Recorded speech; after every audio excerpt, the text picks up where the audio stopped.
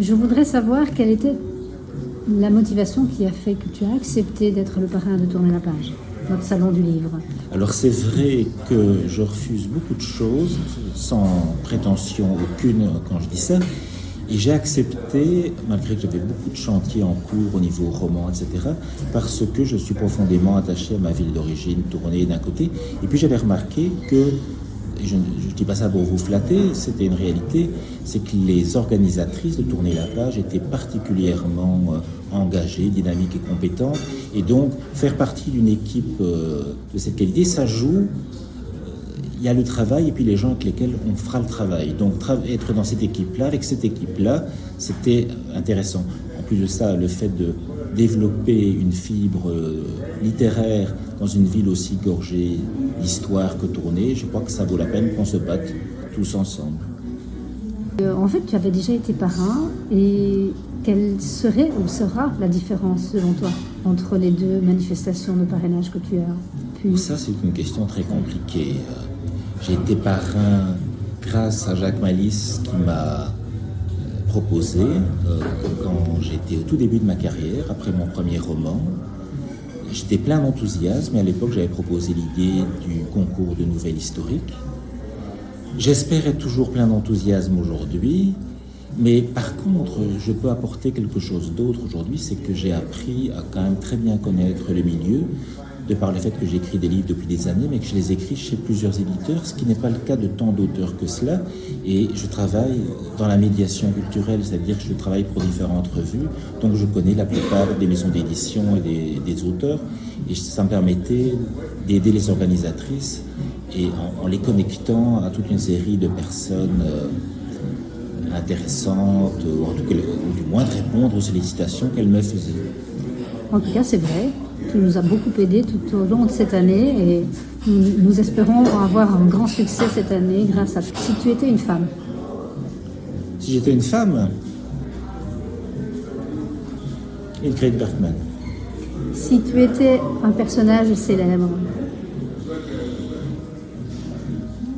Pas un guerrier en tous les cas. Émile Zola peut-être. Si tu étais un animal. Le tigre. Et si tu devais te réincarner. Moi. C'est pas mal. En ce qui concerne l'écriture,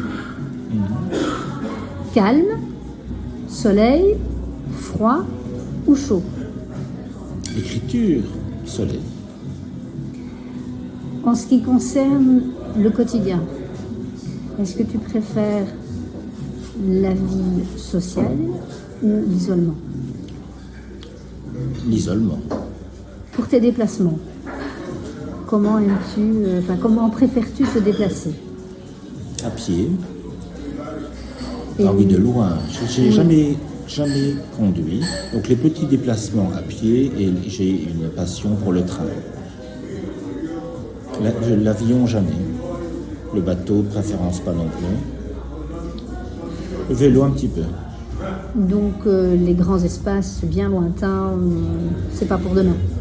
Les grands espaces lointains à atteindre via un avion, n'en déplaise à mon épouse, ce n'est pas pour demain, non. On se contentera de l'évasion, de tourner la page. Voilà, c'est déjà bien loin tourner. Dans un autre pays, la Wallonie. De nouveau, en ce qui concerne l'écriture, préfères-tu recevoir des commandes ou des sujets à devoir traiter, ou favorises-tu tes intuitions? Je favorise de loin mes intuitions, mais de temps en temps, avoir une pulsion qui vient de l'extérieur, ça peut être un dérivatif, une évasion, ça peut être intéressant de sortir de son ornière, de sa planification. Alors ça marche lorsque ce sont des intuitions et inspirations, mais quand on a des commandes, est-ce qu'on est influencé par le quotidien ou par l'humeur? Alors, quand on parle de commandes, oui. Je trouve que c'est très utile de répondre à des commandes quand on est en formation. On apprend beaucoup de choses en travaillant pour des collections avec des gros professionnels. Plus tard, je dirais non à la plupart des commandes. Il faut que ce soit une commande qui, même si elle me surprend, qui rencontre quelque chose que j'attendais précédemment. Par exemple, la collection Belgique, je l'ai suivie comme médiateur culturel pendant des années. Je trouvais que c'était une très belle collection. Donc le jour où on me propose de l'intégrer, c'est une commande, mais ça répond à une inspiration secondaire, et donc ça m'intéresse, ça me permet de sortir de ma routine et de me remettre en question, d'explorer une autre manière de raconter des nouvelles, par exemple, moi qui suis un homme de roman et de longueur, par exemple. Mais je me suis écarté de ta question. Non, c'est pas grave, Non, ça répond à plusieurs. Peur de la feuille blanche? Pas du tout. Pour une raison très simple. C'est que la question d'être écrivain ne s'est jamais posée, puisque j'écris des histoires depuis que j'ai 6 ans. Et donc, non, là, et puis j'écris beaucoup d'articles, donc ça ne m'arrive jamais, la peur de la feuille blanche, jamais.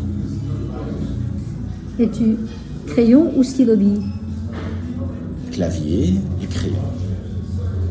Oh, non, les stylo-bille aussi. Cherches-tu l'excellence?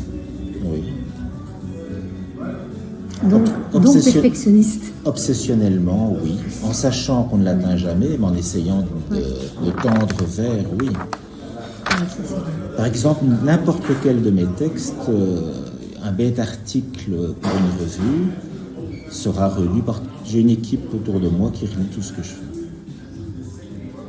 Bien, je pense qu'on a fait un bref aperçu de ta personnalité avec ça. Peut-être un mot sur mon dernier roman.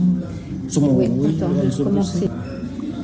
On the Bruxelles vient d'être publié. Que peux-tu nous raconter de ton livre et surtout de ton personnage 007? 007. Mais d'abord, le centre de gravité de l'histoire, c'est Bruxelles. Donc je suis un homme volage, puisqu'après avoir affiché mes amours pour tourner, avec les Sœurs Noires, j'affiche mes amours pour Bruxelles. Donc entre les deux, mon cœur balance.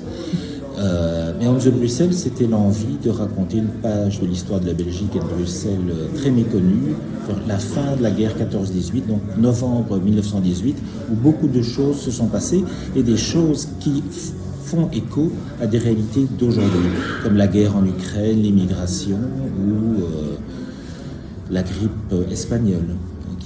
Donc c'est très étonnant. On voit dans mon histoire, donc en 1918, des gens qui se baladent avec des masques. On voit une immigration très massive de Français du Nord ou de Belges du Sud, notamment des Tournaisiens, qui viennent s'installer à Bruxelles avec plein de problèmes connexes, etc. Donc c'est des questions étonnamment contemporaines. Ça m'avait frappé lors d'une exposition au musée Bellevue. Et je m'étais dit, il faut absolument que je fasse quelque chose sur cette période. Et il se fait que j'allais sortir ma saga, sur laquelle je travaille parallèlement depuis des années.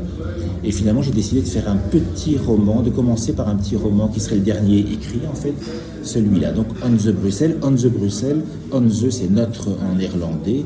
C'était pour rappeler le côté métissé de la ville et de la Belgique. Merci Philippe. À bientôt. À tourner la page.